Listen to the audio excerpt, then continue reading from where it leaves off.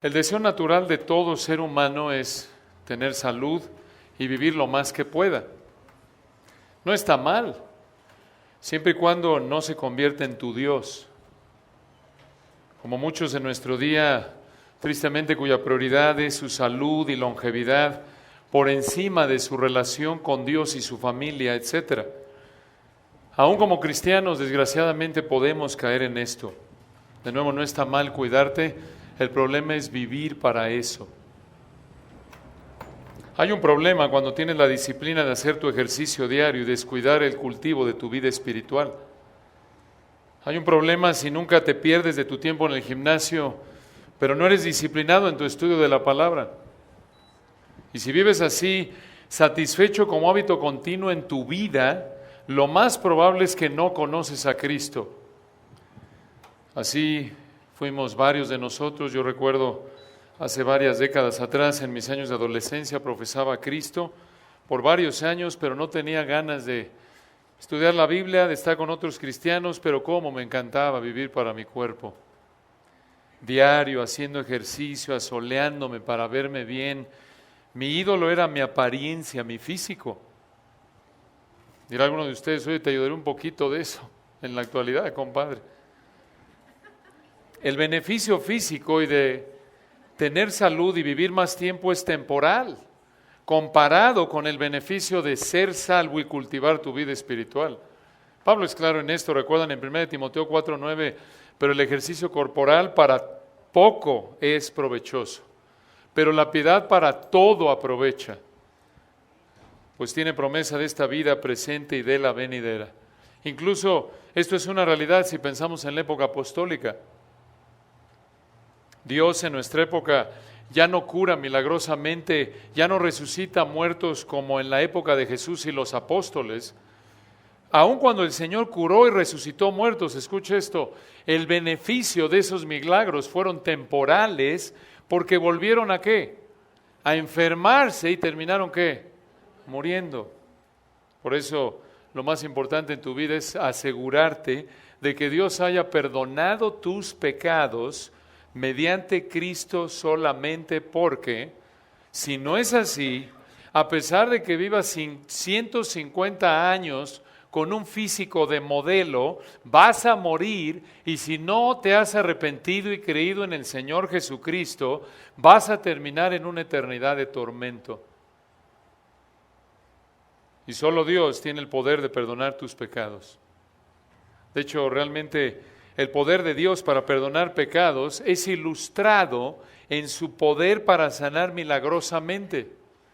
Esto es lo que el Señor presenta ahí en Mateo 9, si me acompañan ahí por un momento a manera de introducción a nuestro estudio de Hechos de hoy. Mateo 9, versículos 1 al 8, observen lo que dice el Señor en este pasaje que estudiamos ya a detalle hace varios años, pero cuya verdad está relacionada al que estudiaremos el día de hoy. Mateo 9, versículos 1 al 8. Mateo 9, versículo 1, recordarán en este contexto, en Mateo capítulos 8 y 9, Mateo está mostrando cómo el Señor tiene autoridad, es Dios, evidenciado en el hecho de que tiene autoridad sobre la creación, sobre la muerte, sobre la salud, sobre el pecado. Y aquí lo ilustra, noten, mostrando cómo Él tiene autoridad sobre el pecado y la salud. Mateo 9, versículo 1. Entonces, entrando Jesús en la barca, pasó al otro lado y vino a su ciudad. Y sucedió que le trajeron un paralítico tendido sobre una cama. Y al ver Jesús la fe de ellos, dijo al paralítico: ten ánimo, hijo, tus pecados te son perdonados. Entonces algunos de los escribas decían dentro de sí: este blasfema. Y conociendo Jesús los pensamientos de ellos, por ser Dios, dijo: ¿por qué pensáis mal en vuestros corazones? Porque, versículo 5, ¿qué es más fácil? ¿Decir los pecados te son perdonados o decir levántate y anda? Piensen en esto. Es más fácil decir que tienes poder para perdonar pecados, como algunos en diferentes religiones, y decir tus pecados son perdonados, cuando solo Dios es el que perdona pecados. Puedes decir tus pecados son perdonados, pero ¿cómo puedes comprobar que los pecados de la persona fueron comprobados? Es más fácil decir eso que hacer caminar a una persona, ¿no es cierto? En términos limitados. Sin embargo, la realidad es que es mucho más difícil perdonar pecados, porque solo Dios puede perdonar pecados, y para hacerlo demandó la muerte de su Hijo para pagar el castigo del pecado de aquellos que creen. Sin embargo, Jesús les hace esta pregunta y versículo 6 les dice: pues para que sepáis que el Hijo del Hombre, esto es Jesús, tiene potestad, esto es, tiene autoridad en la tierra para perdonar pecados, dice entonces al paralítico: levántate, toma tu cama y vete a tu casa. Entonces él se levantó y se fue a su casa.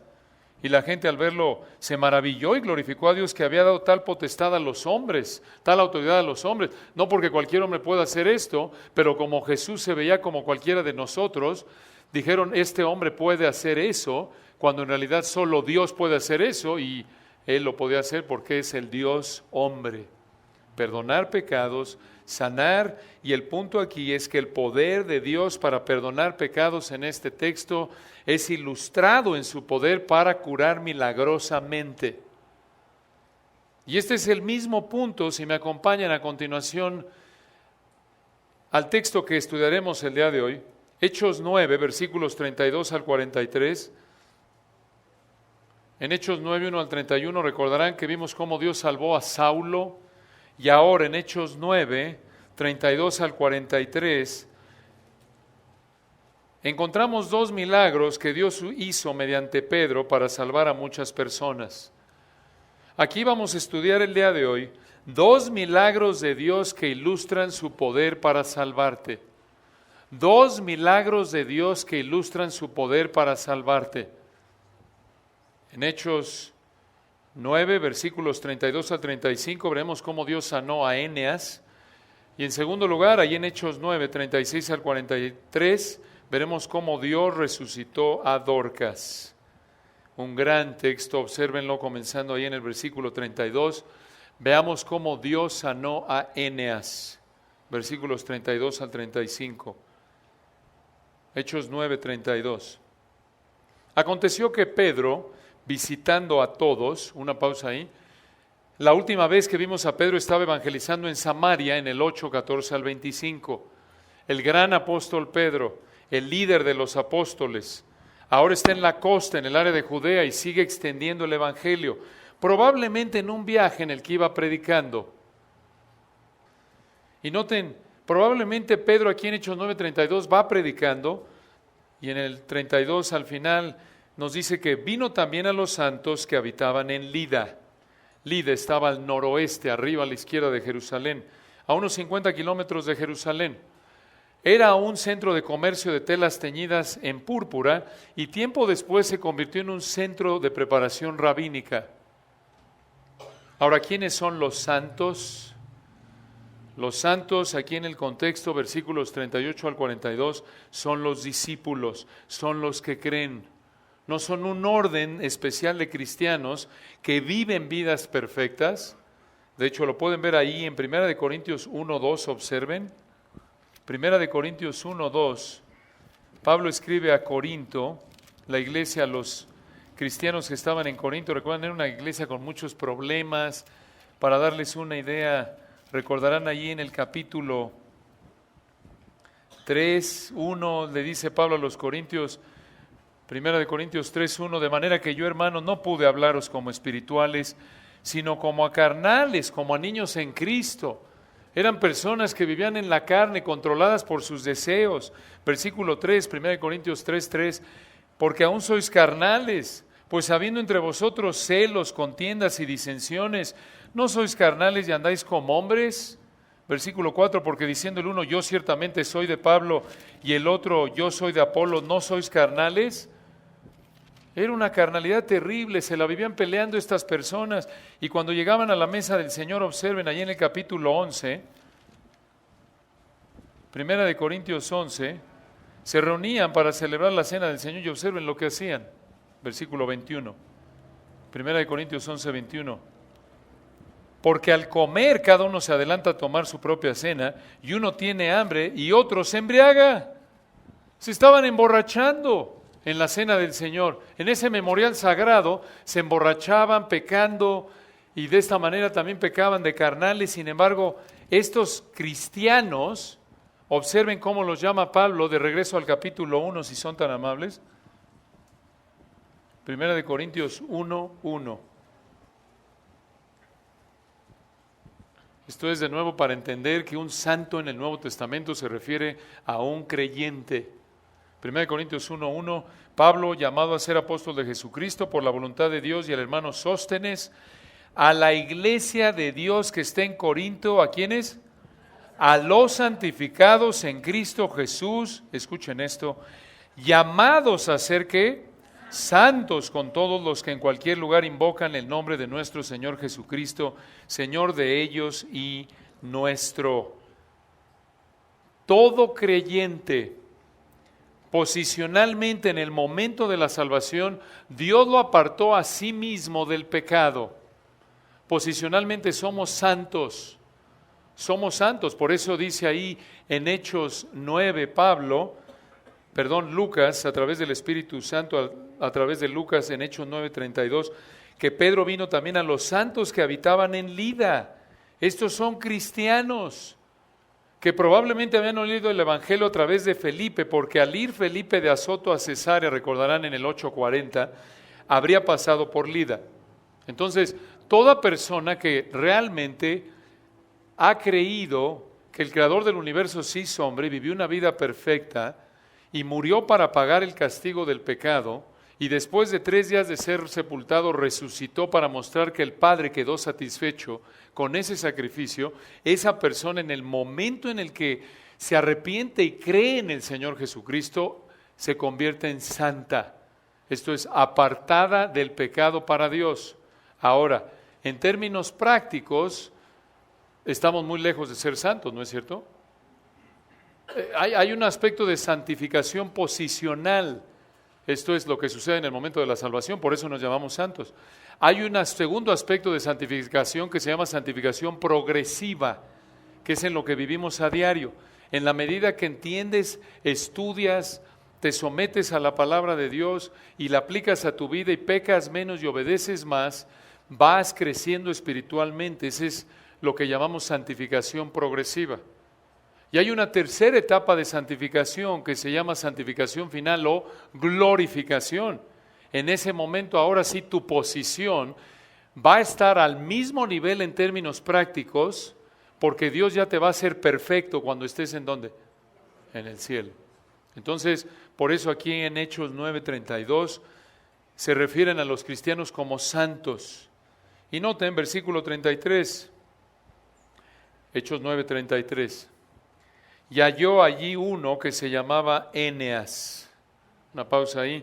Hay comentaristas que creen que era cristiano Eneas, otros no. ¿Quién tiene razón? Bueno, como en el versículo 32 vimos que está visitando a los santos de Lida, el contexto inmediato parece apuntar a que uno aquí, versículo 33, halló allí a uno, parece apuntar que uno es uno de los santos del 32, y entonces diríamos que Eneas es cristiano.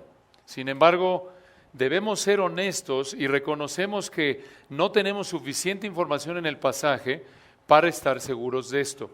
Sin embargo, el punto del pasaje no es si Eneas fue cristiano o no, sino lo que Dios va a hacer aquí a través de Eneas. Obsérvenlo.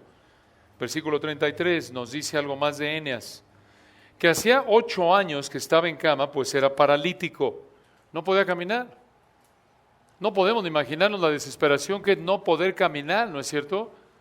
Quizás algunos, como Julita, que está atravesando por esta situación tan difícil, otros amados hermanos que también han atravesado por situaciones en las que no pueden caminar, y más por un tiempo prolongado de tiempo, se pueden identificar más con la desesperación que habría enfrentado Eneas. No poder caminar, 8 años. Sin embargo, noten en versículo 34 lo que hace Dios en su gracia a través de Pedro. Y le dijo Pedro, Eneas, Jesucristo te sana. Una pausa ahí. Observen que Eneas no le pidió que lo sanara, sino que Pedro tomó la iniciativa, como lo llegó a hacer el Señor Jesús, como en Lucas 7, 13 al 15. Observen cómo le dice Pedro a Eneas: Eneas, Jesucristo te sana. Pedro aquí está invocando el nombre del Señor Jesús para sanar a Eneas. En griego este verbo sana está en presente. Aquí funciona como un presente instantáneo. ¿Qué quiere decir esto? Mucha atención. La acción es completada en el momento en el que Pedro la pronuncia. Esto es, la acción es completada en el momento de hablar. ¿Esto qué significa? En el momento en el que Pedro dijo: Eneas, Jesucristo te sana, en ese mismo momento Jesucristo lo sanó. ¿Por qué es importante esto? Porque aunque era paralítico, versículo 33, y había estado en cama por 8 años, el Señor aquí lo sana de manera inmediata, y por ello le dice Pedro en el versículo 34, levántate y haz tu cama. Imperativos en el griego. Esto es lo que le dicen las mamás a los hijos todas las mañanas de lunes a viernes. Levántate y haz tu cama. Para animarlas, hermanas, esto tiene precedente apostólico. Si se pone su hijo así medio rebelde, le dices: hijito, Pedro dijo esto, obedece. Hermanos, este es un ejemplo de cómo no usar la Biblia. Ahora, ya en serio, observen aquí versículo 34. Pedro dice: levántate y haz tu cama. La frase haz tu cama en griego es literalmente extiende tu cama. En ese entonces la cama era un tapete, así que no te quejes si anda ya medio viejito tu colchón, porque por viejito que sea, ellos dormían en tapetes. Entonces, la cama para ellos era un tapete. La idea en el griego aquí, levántate y haz tu cama, puede ser dobla tu tapete o prepara tu tapete para comer. Esa es la idea. Y hermanas, tenemos que decirles, así llegamos a hacer la cama algunos de nosotros, muy bíblicos, nada más doblamos la colcha como si fuera un tapete y ya. Entonces cuidado, si le dicen a sus hijos, esto es bíblico, ellos les pueden responder, ahí mira mamá, ya hice la cama al estilo bíblico, nada más doblé la colcha y vámonos.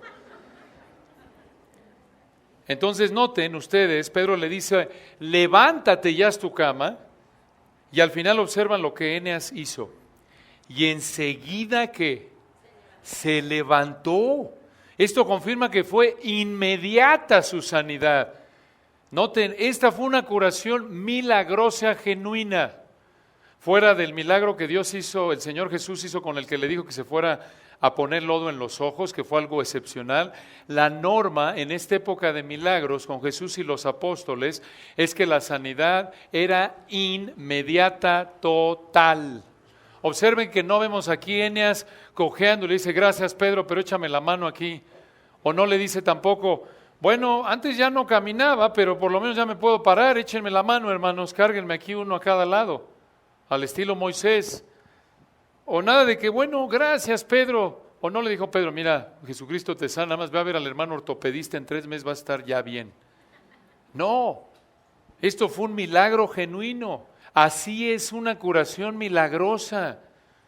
Y ya hemos explicado a detalle en nuestro estudio de Hechos, particularmente en los capítulos 2 al 5, lo recordarán, que este tipo de curaciones milagrosas fue único para esta época. ¿Por qué?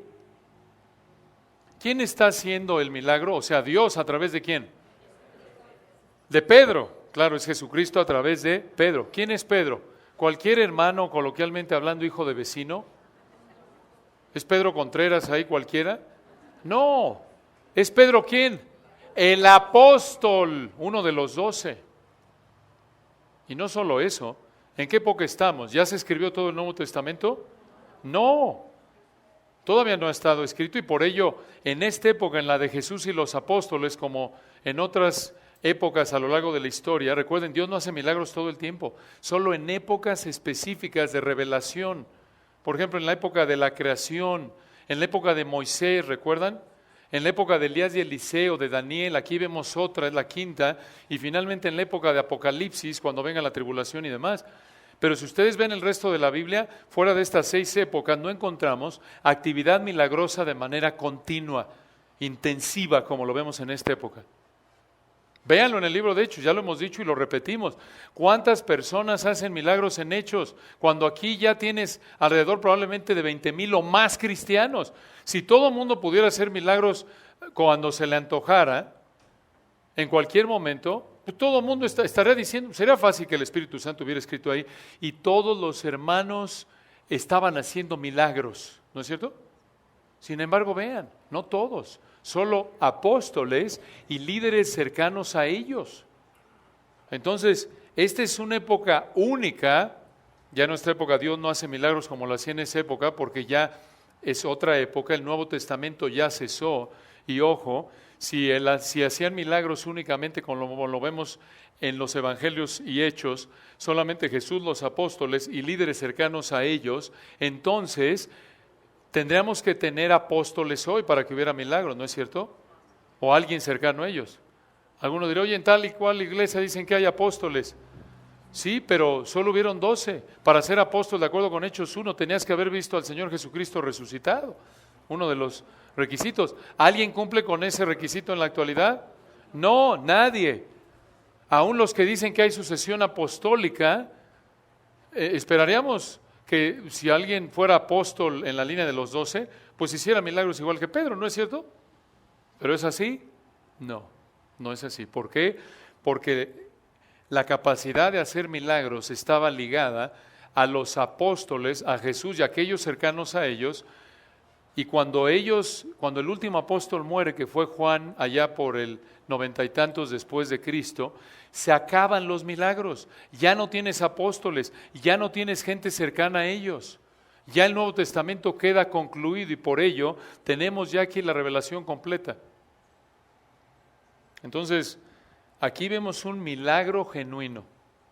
Y fue un milagro tal que noten el versículo 35, le vieron todos los que habitaban en Lida y en Sarón, esa era la región en la que se encontraba Lida, los cuales que se convirtieron al Señor.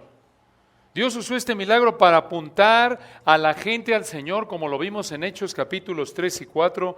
Recuerdan que en el 3:19 Pedro llamó a la gente en el templo a arrepentirse y convertirse para que fueran borrados sus pecados. Y aquí en el 9:35 dice que muchos se convirtieron en el Señor.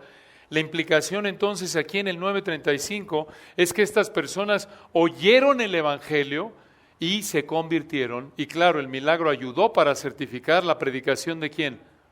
De Pedro. Hermanos, si somos honestos, nos encantaría que el Señor siguiera sanando de esta manera milagrosa, ¿no es cierto? Tenemos en la familia del lado de mi esposa actualmente una situación seria, hemos estado orando por él. Recuerdan el estudio de las 9 de Éxodo. El tío Tomás, un hermano en el Señor, joven, 50, y le hicieron una operación en el cerebro, ha tenido muchos problemas y no le encuentran qué tiene. Ha visto doctor tras doctor, el pobre está 24 horas en una cama porque si se para se marea, le dan medicamentos, los tienen que ajustar porque con o sin empieza a tener problemas de demencia, vomita diario, es un problema, está sufriendo. Y no hay desde el punto de vista médico manera de ayudarlo. Oramos que Dios tenga misericordia de él, que le provee un médico que pueda encontrar el problema y obvio pues le ayude. Pero es una situación desesperante como muchas en las que viven ustedes personalmente o conocen otros familiares. Nos encantaría que el Señor sanara al tío Tomás y a cualquier otro hermano que está sufriendo de un problema físico, ¿no es cierto? Que lo hiciera de manera milagrosa. Nos encantaría que Dios continuara sanando milagrosamente, pero Dios tiene sus propósitos perfectos. Y escuche esto, las curaciones milagrosas de Hechos fueron temporales en su beneficio. Esto es, a pesar de que Eneas fue milagrosamente curado de su parálisis, después de haber estado ahí por 8 años, lo más probable es que se volvió a enfermar y seguro murió. Lo más importante en el caso de Eneas es que fuera salvo, ¿no es cierto? Porque piensen en esto, aun cuando Dios siguiera sanando milagrosamente en la actualidad, aunque fuéramos de curación milagrosa en curación milagrosa, habría un límite, ¿no es cierto? Por ello necesitamos estar listos para la eternidad. Eso es lo más importante. Porque piensa, tarde o temprano vas a morir, esa es la norma para todos. Está establecido que los hombres mueran una sola vez, es la norma. Hechos 9:27. Salvo aquellos que, y anhelamos obvio que fuéramos todos los que vivimos en la actualidad, así como Pablo, salvo aquellos que disfrutarán del rapto, como lo cantó hace un momento Mari Mejía. Sin embargo, la norma es que todos muramos. Entonces, aún noten, los que están ahí reclamando y diciendo y gritando, milagros, milagros, milagros, aún eso es temporal. ¿Se dan cuenta? Aunque vivamos otra vez más de 100 años, con salud óptima y demás, sin ni siquiera un catarrito, la norma es que vamos ¿a qué? A morir. Y en cualquier momento Dios nos quita la vida. Dios no se compromete en ningún lugar de la Biblia. Solo me llevo a los cristianos de 70 para arriba, de 80 para arriba. Así que los demás de 80 para abajo, tranquilos. No, ojalá fuera así, no. En cualquier momento Dios nos puede llamar a su presencia, si somos salvos, y si no, en cualquier momento Dios te quita la vida y terminas en una eternidad de tormento, y por eso necesitas estar listo ya, hoy. Como recuerdan ahí, para dolor de algunos aficionados del América, con mucha pena, este futbolista con una condición óptima que murió hace unos meses, ¿recuerdan? Tenía 20 y tantos años, ¿no es cierto? Cualquiera. Dice, no era cristiano. Hay muchos cristianos que mueren jóvenes.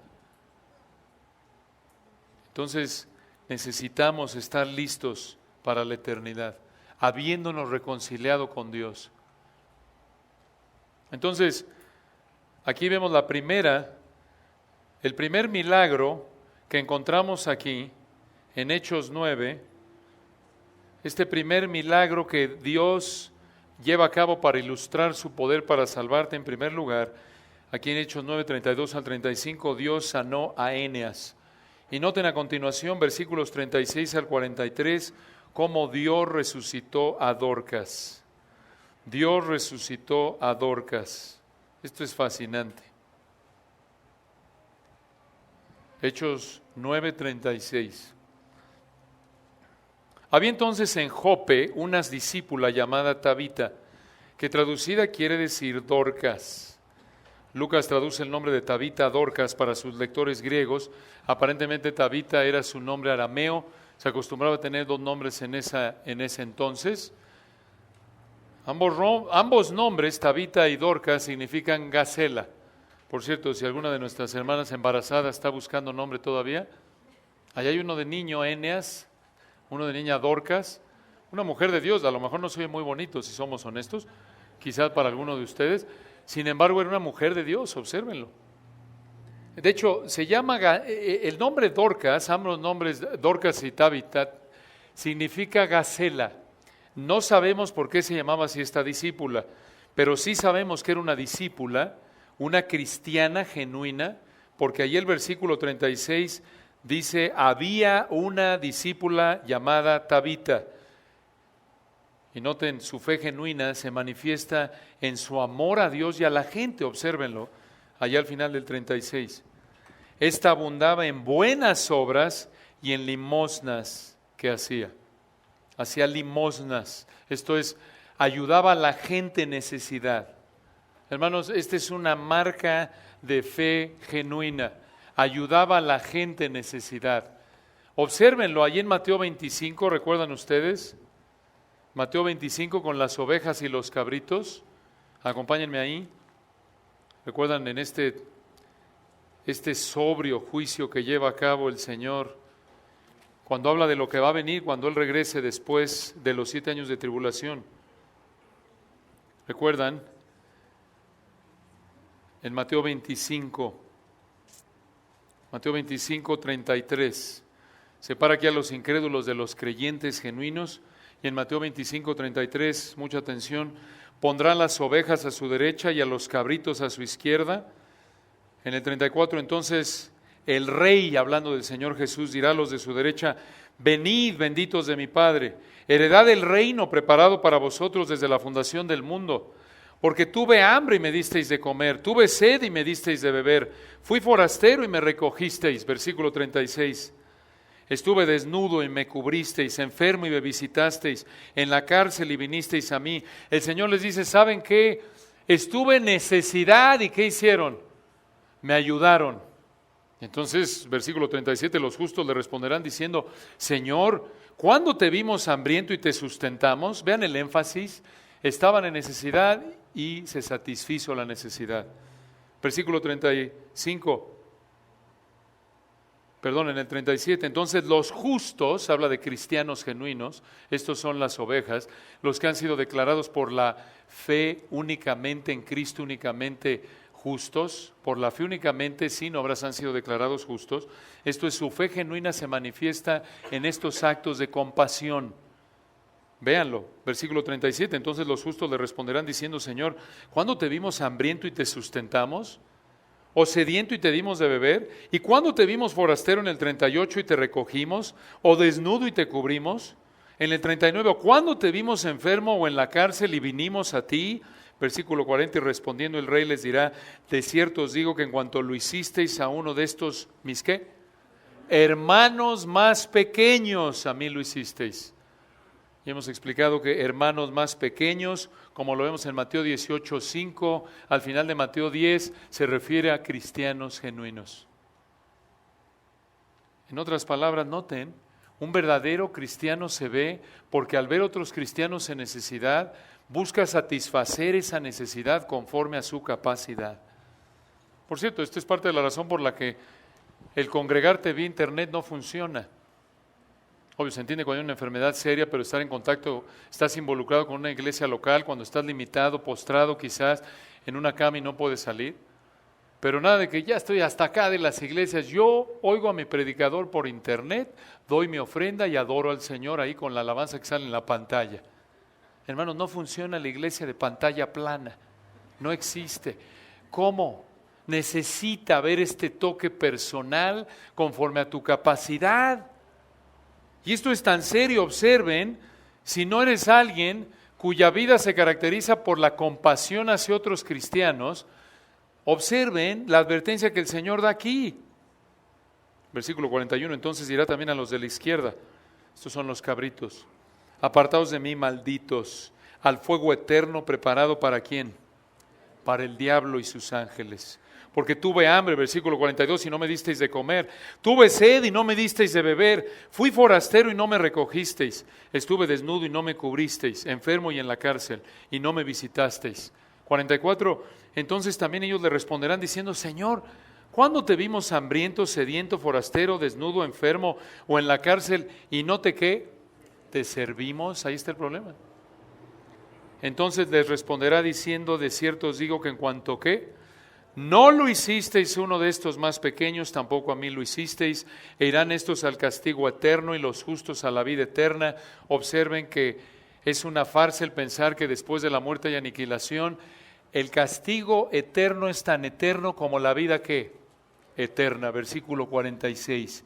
Y esto no está promoviendo una salvación por obras, simplemente está diciendo que aquellos que son justos, aquellos que han sido declarados justos mediante la fe en Cristo únicamente, no por obras, van a mostrar que realmente son justos porque viven preocupados por satisfacer las necesidades de sus ¿qué? Hermanos, ¿en quién? En Cristo. Esa es la idea. Entonces, lo estudiamos a profundidad, recuerdan esto hace algunos meses. Esto es serio. Examina tu vida. Si te dices cristiano y cuando oyes las peticiones de oración, por ejemplo, que menciona Roger, y no por lo menos te lleva a orar por ellas, hay algo mal en tu vida. No estamos diciendo que vas a darle de comer a todos, todos tenemos recursos limitados, pero el punto es que la verdadera compasión, el verdadero cristianismo, se expresa en un amor genuino. ¿Cómo se ve? En que cuando hay un cristiano en necesidad, haces lo que está de tu parte por satisfacer la necesidad. Y el Señor sabe cuál es tu capacidad de satisfacer esa necesidad. Algunas veces no puedes nada más que orar, ¿no es cierto?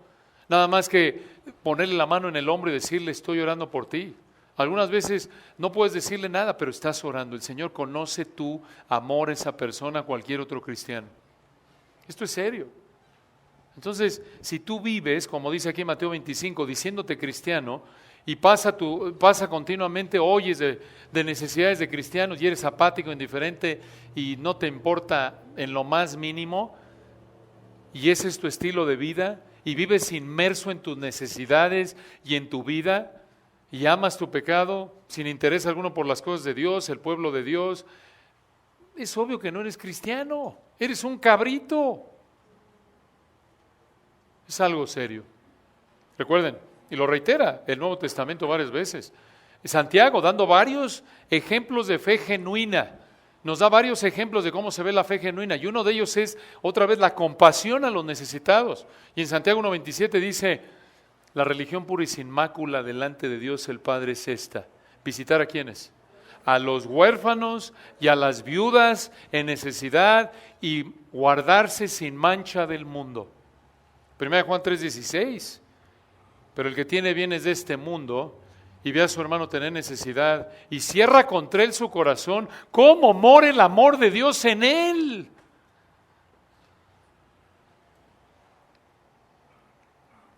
Sin embargo, en el caso de Dorcas, ella era una genuina. Ella era una discípula genuina. Obsérvenlo regresando a Hechos 9. Ya vimos en Hechos 9:36 que ella abundaba en buenas obras y en limosnas que hacía, no para ganarse la salvación. Ya la había declarado justa a Dios mediante la fe en Él. Era una discípula. Versículo 37, y aconteció que en aquellos días se enfermó y murió. Después de lavada, ¿qué significa esto de lavada? Era una costumbre de lavar el cuerpo para sepultarla. Esto muestra, es muy importante, que realmente había muerto, mucha atención, no se desmayó, no le bajó la presión a Dorcas, estaba muerta. Por eso la lavan y la pusieron en una sala, en el griego un aposento alto, una recámara arriba. ¿Por qué hicieron esto si no era la costumbre? Los judíos sepultaban de inmediato, como lo vimos en Hechos 5, ¿recuerdan? Con Ananías y Zafira, en cuanto murió, ¿qué? Sepultaron. ¿Por qué no lo hicieron? El texto no lo dice, no lo sabemos, quizás esperaban que resucitara.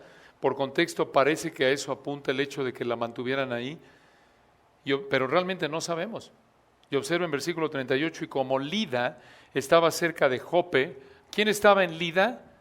¿Recuerdan? De acuerdo con el versículo 32, Pedro está en Lida. Lida estaba a unos 16 kilómetros de Jope, eran un viaje de 3 horas a pie. Si tienen un mapa allá atrás en su Biblia, verán que está Jerusalén, arriba a la izquierda, noroeste, está Lida y luego Jope en la costa del Mediterráneo. Entonces Dorcas muere en Jope, Pedro está a 16 kilómetros de Jope en Lida, y versículo 38, los discípulos, oyendo que Pedro estaba allí, le enviaron 2 hombres a rogarle, no tardes en venir a nosotros. Versículo 39, levantándose entonces Pedro fue con ellos.